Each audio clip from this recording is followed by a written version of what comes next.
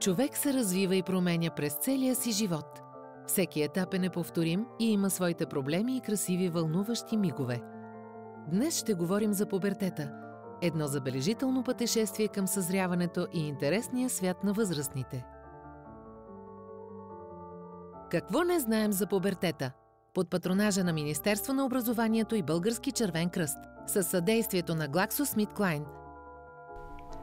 Моята майка казваше, че е карал 4 пъти пубертет, нейния собствен и на 3-те си дъщери. Което ме кара да мисля, че майките карат най-трудно пубертета, защото нас, ако питате, това не беше някакъв сложен период или нещо чак толкова да е ставало, но майка ми разправяше други неща. Според мен има хора, които се разминават. Аз съм една от тях. Как така се разминаваш? Разминала се с пубертет. Не мога да кажа, че съм имала страшно тежък пубертет или изобщо аз не мога да кажа, че съм била пубер от в най-тежка форма, честно казвам. Не, според мен няма. Не значи ли, че ти си имала лек пубертет, а не че си се разминала с него? Окей, бил е лек. Тогава е лек. Да. Никой не се разминава с пубертет. Аз карах много тежък пубертет, абсолютно си го признавам. Без пъпки, това не е тежко. Тежко Не е. Тежко. И без диоптер, и без такива неща. Сега ми се появи диоптер. Но мисля, че моят пубертет беше много неприятен и за родителите ми, и за мене, и за всички наоколо. Какво представлява пубертетът? Време на промяна на тялото и на начина на мислене на един човек. Време, в което детето почва да се превръща в една личност. Казват, че тогава вече порасваш. Пубертетът е период на физическа и емоционална промяна, на съзряване под въздействие на хормоните в човешкото тяло. Кога започва пубертетът? Пубертетът започва между 8 и 14 годишна възраст. Обикновено момичетата избързват с около 1 година в развитието си спрямо момчетата. Бях много нисък.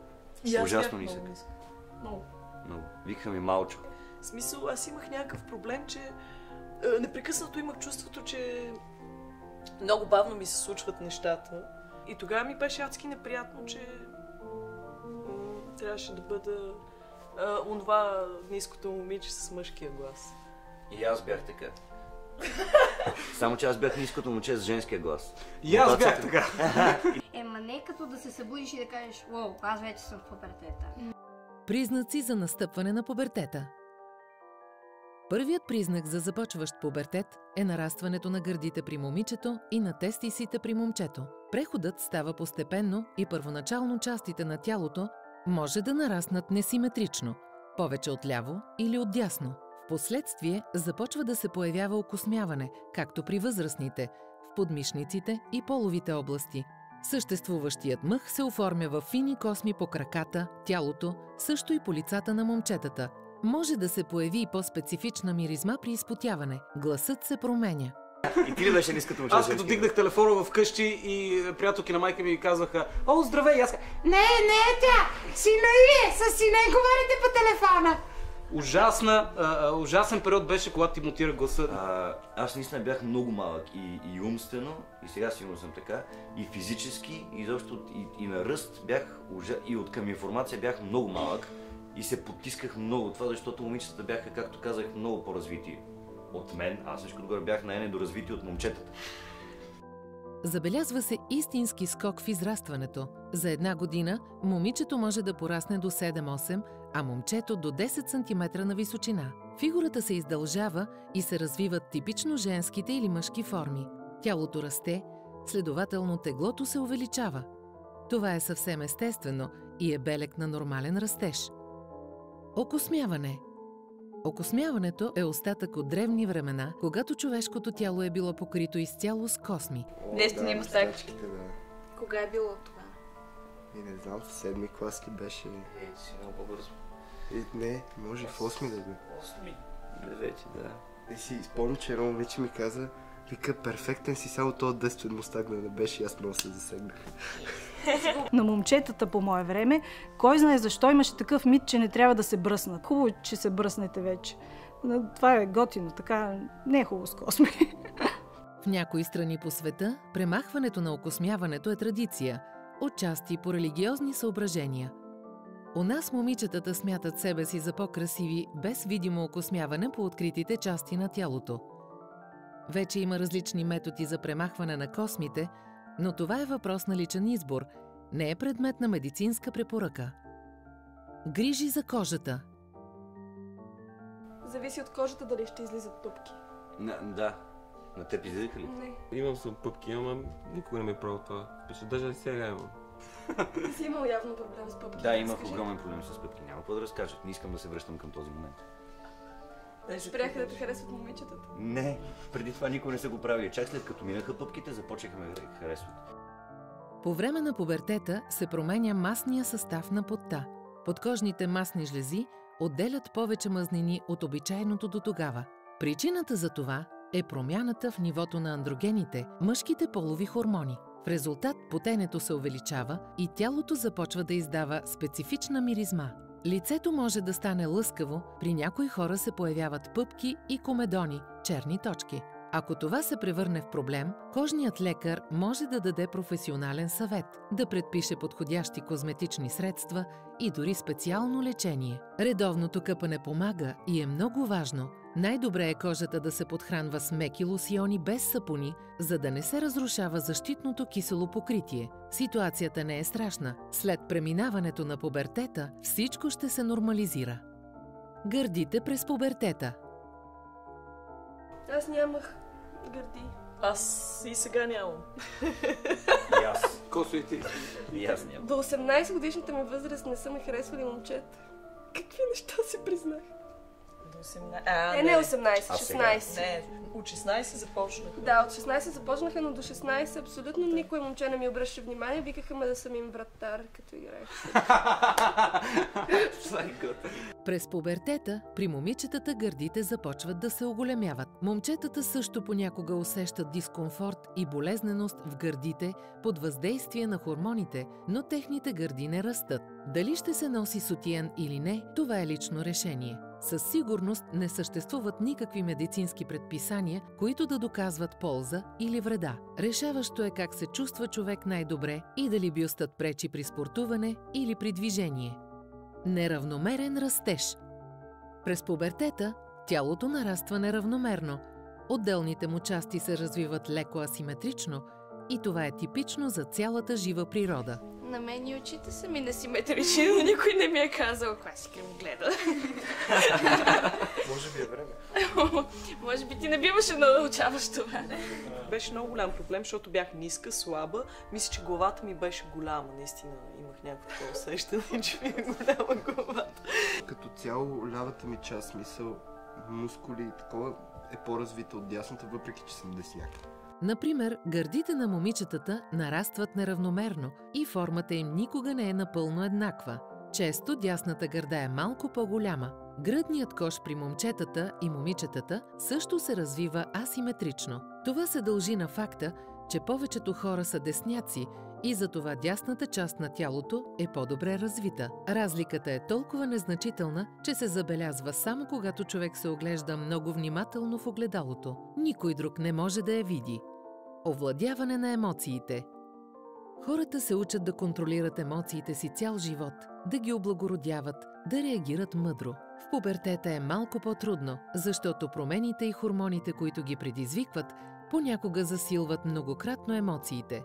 А вие бяхте ли нервни в пубертета, момичетата? Аз ли? При нас мъжете, при нас е ясно, че сме нервни. Да, аз самоубивах на ден по 10 пъти.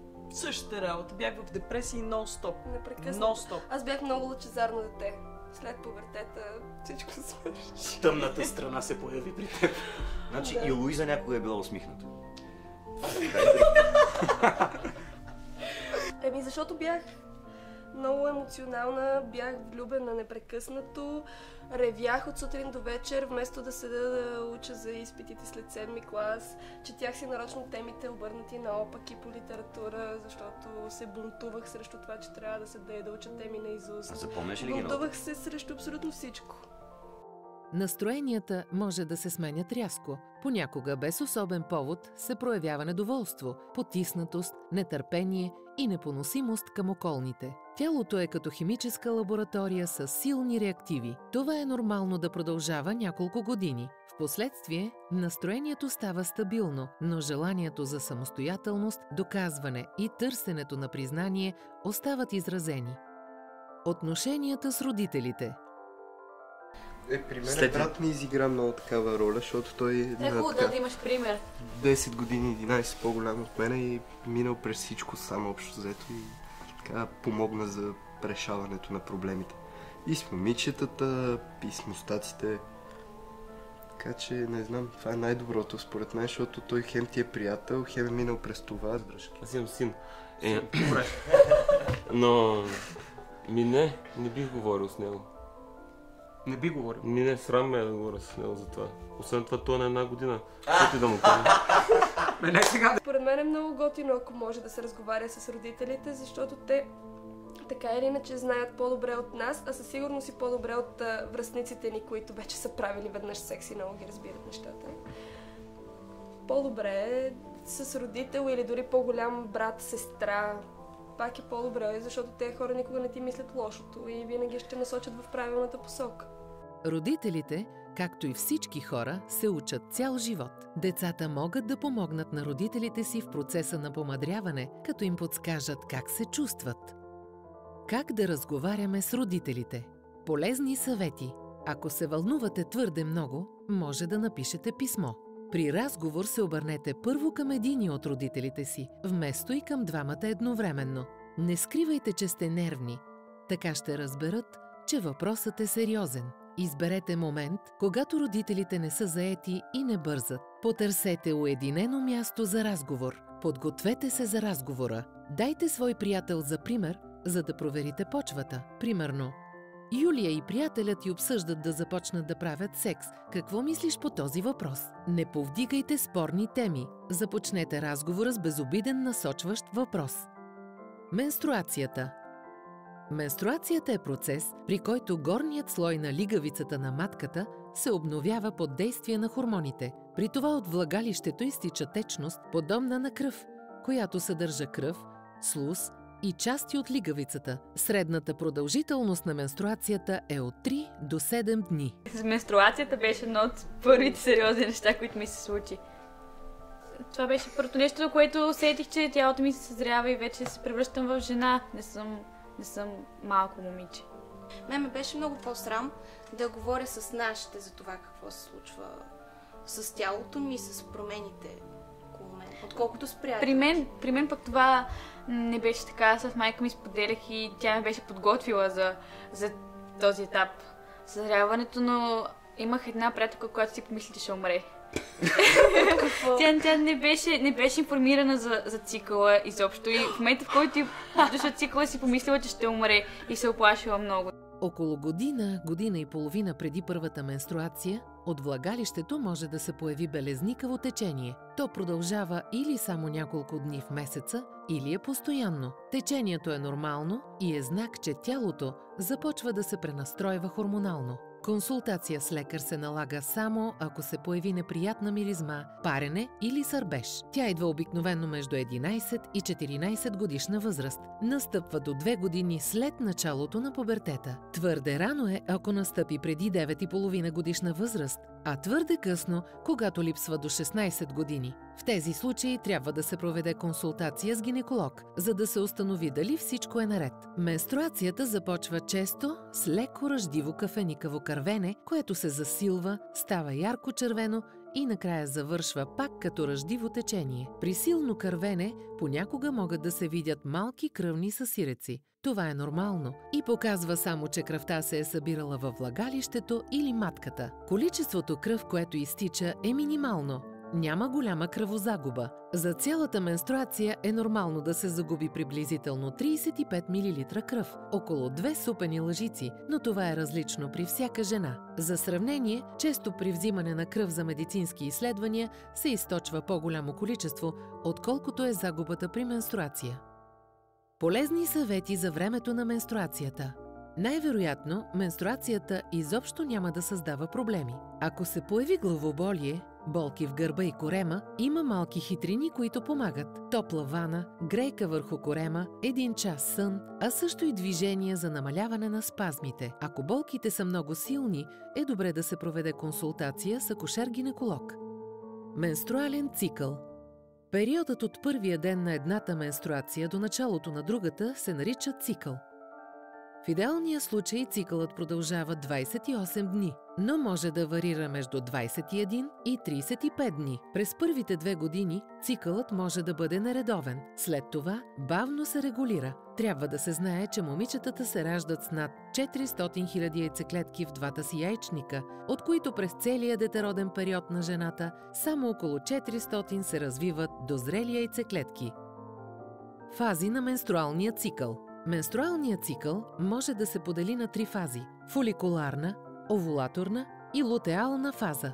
Фоликуларната фаза започва от първия ден на менструацията. През нея маточната лигавица се обновява и изгражда, а в яйчниците, в мехурчета наречени фоликули, се развиват част от наличните яйцеклетки. Обикновено в единия яйчник се обособява един голям фоликул, който съдържа една яйцеклетка, тази, която ще озрее и ще е готова за оплождане през този цикъл. Втората фаза на цикъла, овулаторната, представлява озряването и разпукването на доминиращия фоликул. Отделянето на зрялата яйцеклетка се нарича овулация и продължава максимум 12 часа. Това се случва в средата на цикъла, горе-долу на 14-тия ден от началото на менструацията. Зрялата яйцеклетка е жизнеспособна около 24 часа. Тя попада в коремната кухина и оттам в маточните тръби, където може да бъде оплодена до 12-24 часа след овулацията. В тръби яйцеклетката се придвижва към матката в продължение на 4-8 дни.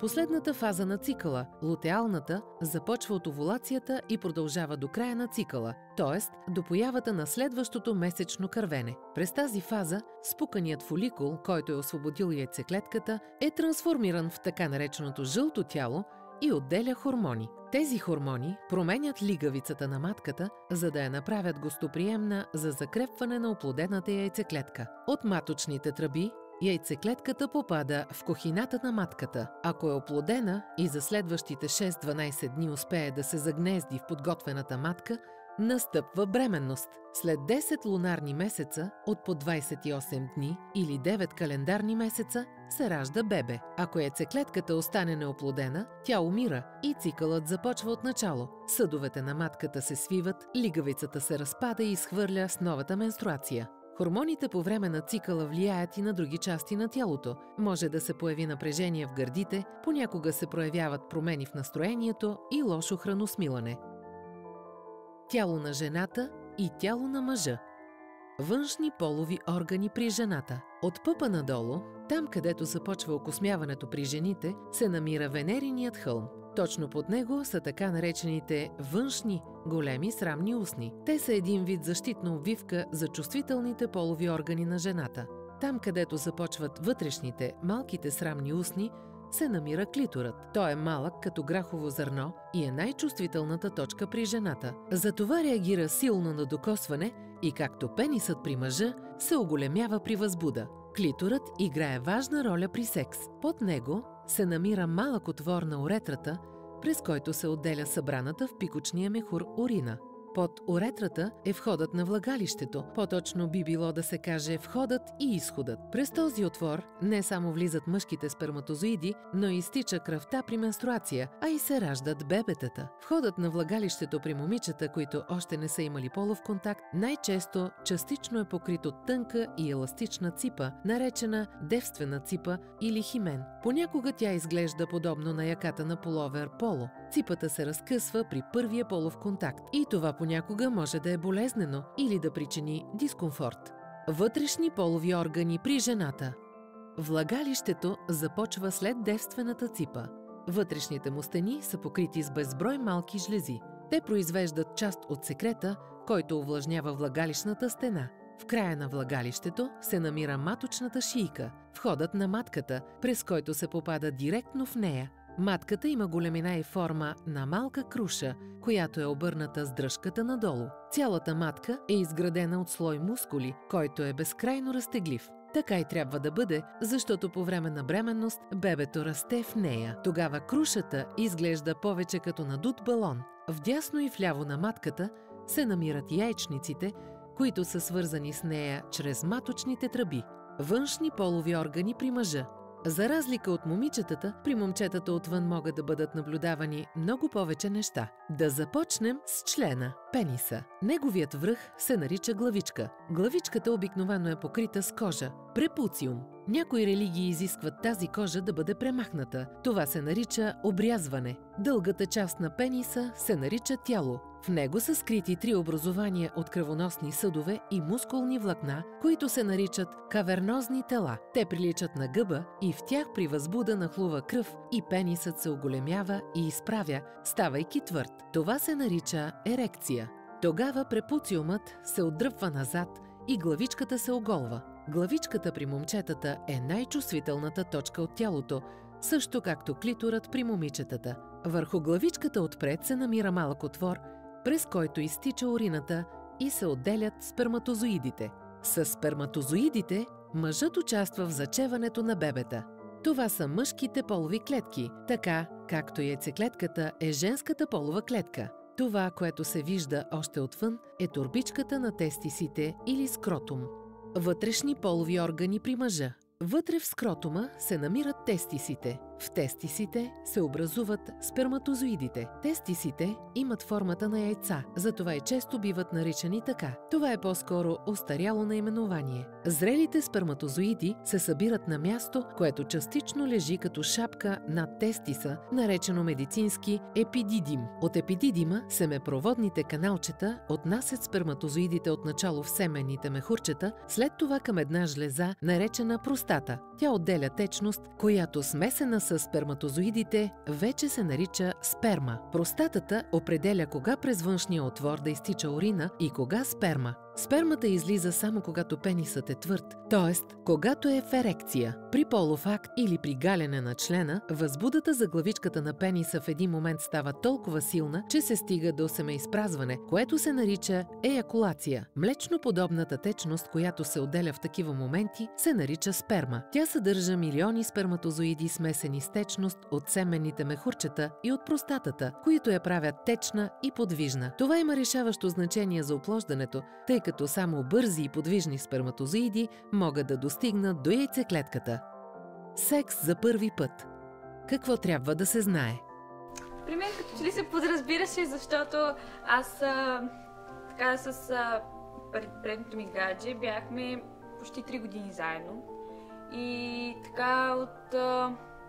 не знам, майка ми просто един ден ми попита: вие вече сте толкова много време заедно, няма как да не сте правили други неща, освен да се прегръщате с това. И аз казах: да.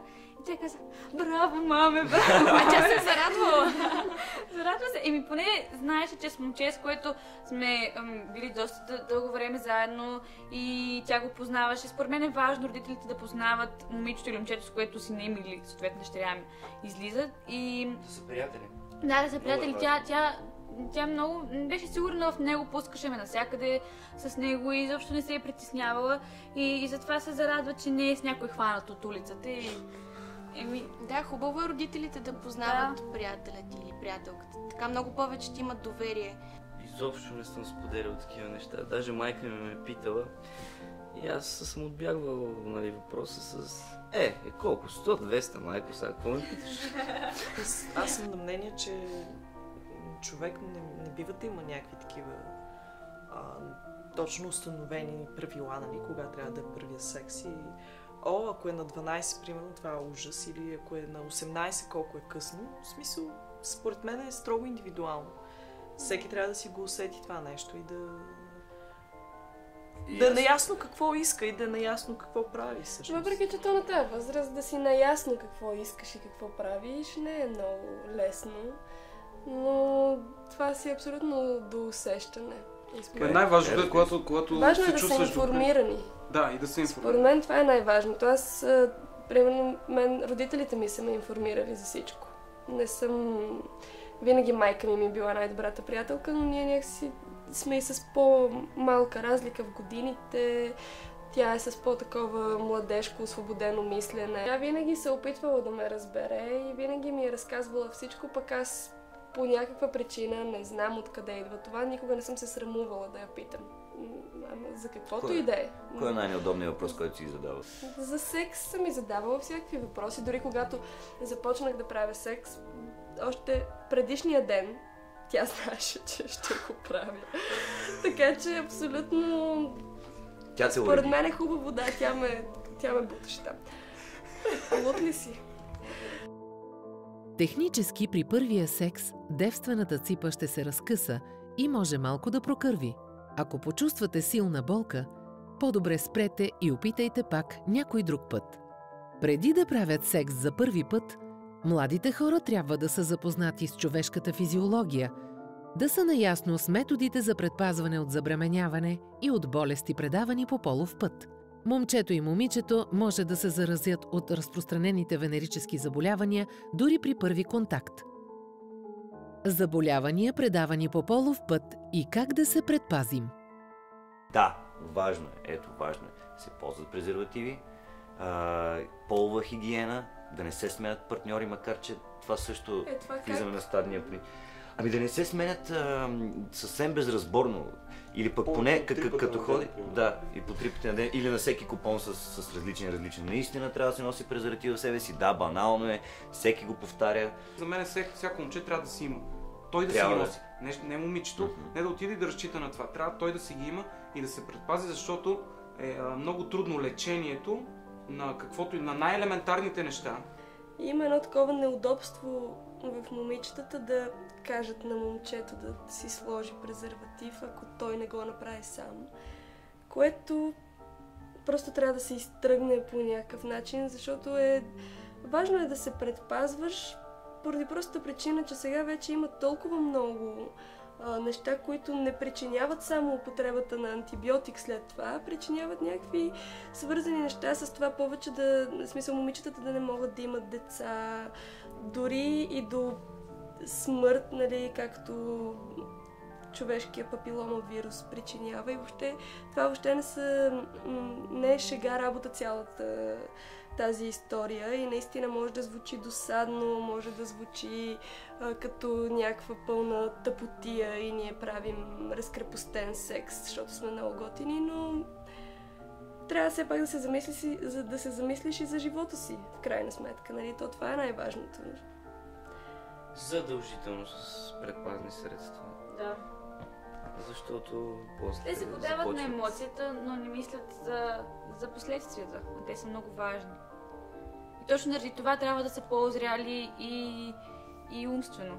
Важно е в този емоционален момент все пак да запазиш разсъдък и да знаеш, че трябва най-вече да пазиш здравето си. Защото И своето и на човек, който обичаш или който харесваш. Необмислена постъпка после може да има много по-големи последици, които да ти преобърнат целия живот. Да. Така... Особено за момичетата. И който казва, че без предпазни средства е по-хубаво, това е пълна глупост. Не, всъщност е по-хубаво, но е по-добре да си спестиш нервите около... Спорно. Вече има ултра-мега тънки. Добре, само казвам. Дори миенето на ръцете преди секс е нещо важно. Защото като си се хванал днеска в тролея 100 пъти за това, натиснал си 10 копчета, асансьор, отворил си 1000 брави, нали същате какви неща има по ръцете и допира с половите органи, вече се появяват и момичета, които са много чувствителни в тези неща, се появяват гъбички, всякакви глупости. Също така басейните, обществените, тоалетни, бани. Хигиената е нещо изключително важно. В Европа медицината и нивото на хигиена и просветеност практически са ликвидирали част от най-страшните заболявания, предавани по полов път. Но има заболявания, които все още са разпространени и имат сериозни последствия. Много са болестите, предавани по полов път. Те биват бактериални, като мекшанкър, хламидиоза, гонорея, сифилис и ингвинален гранулом. Могат да бъдат от вид протозойни. Такава е трихомонозата, например. Срещат се също гъбични заболявания, краста и въшки. Полово предаваните вирусни заболявания са хепатит Б, херпес, спин, заразен молуск и човешки папиломен вирус. Днес основните мерки за предпазване са спазването на лична хигиена, използване на контрацептиви и поведение, при което не се сменят безразборно партньорите. Важно е да се знае, че някои от разпространените днес болести са коварни. Не винаги се проявяват от самото начало и когато се проявят, вече са направили огромни поражения върху женския организъм. Сред най-опасните причинители е човешкият папиломен вирус, популярен като HPV – Human Papilloma Virus. Той съществува в нискорискови и високорискови разновидности, някои от които причиняват генитални брадавици и рак на маточната шийка, пениса и ректума. HPV вирусът се предава при полов контакт или при контакт кожа с кожа. Известни са над 100 типа папиломни вируси, доказано високорискови са 15 от тях. Заразяването предизвиква мутация на клетките на маточната шийка и съответно рак. Много хора, които са се заразили с вируса, дори не знаят, че са преносители, тъй като няма ясно изразена симптоматика. В голям процент от случаите, за съжаление, появата на симптоми е признак за вече напреднало заболяване. Така че партньорите често си предават вируса, без дори да знаят, че са заразени. До 80% от сексуално активните жени се заразяват с човешки папиломен вирус в даден момент от живота си. Презервативите не предпазват напълно от предаване на вируса, но силно намаляват риска от предаване на инфекцията, което обикновенно става почти веднага след началото на полов живот.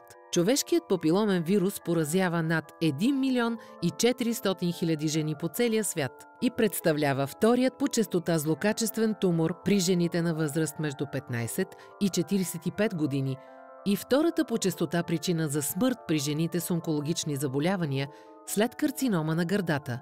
В България всеки ден една жена умира от рак на маточната шийка. Предпазни мерки. Да, имам позната, която почина от същия този папиломавирус и гледах статистиката, че умират непрекъснато жени, особено в България. Е много голям процент на жени, които умират от това нещо. И така, след като е толкова разпространено, те много хора са заразени от това. Наистина не всички бактерии причиняват смърт, някои причиняват по-леки неща, но е хубаво майките, според мен, на момичетата да се замислят още преди момичетата да са започнали да водят полов живот, да ги вакцинират и това би помогнало до голяма степен. Да. Значи има инжекция в крайна сметка, която се случва. Която, да. А това е рак, който е лечим, особено ако се хване в начален стадий. И също така, честото ходене на контролни прегледи на гинеколог при момичетата е изключително задължително нещо. Няма нищо срамно в това да ходиш на гинеколог. Момичетата трябва да го знаят. Ако много се срамуват, могат да се изберат жени гинеколози. Мъжете са по-добри. Хубаво може мъжете да са по-добри, но има момичета, които наистина много се стесняват от това нещо и за тях е страшен ад да отидеш на гинеколог, а всъщност това е част от половата хигиена. Основни предпазни мерки срещу човешкия папиломен вирус са вакцинацията и редовните прегледи. Ваксината се прилага под формата на инжекция от лекар или медицинска сестра. Тя е предназначена за момичета на възраст над 9 години. Прилагат се общо 3 инжекции по схема. Вече научихте най-важните неща за пубертета, но най-много от всичко бихме искали да знаете, че трябва да цените всеки миг от живота си, защото той никога няма да се повтори. Никога повече няма да сте деца и тинейджери. Вашите родители ще се променят. Не се смущавайте да питате, не се страхувайте да грешите. От сега нататък все повече неща ще зависят от вашия избор. Бъдете отговорни. Помнете, че родителите са пораснали деца, минали по същия път. Не ги наранявайте, помогнете им да бъдат по-мъдри и да ви разбират по-добре. И накрая, гордейте се със себе си и своето тяло. Изминали са милиони години еволюция, за да се родите точно вие. На добър час и бъдете щастливи!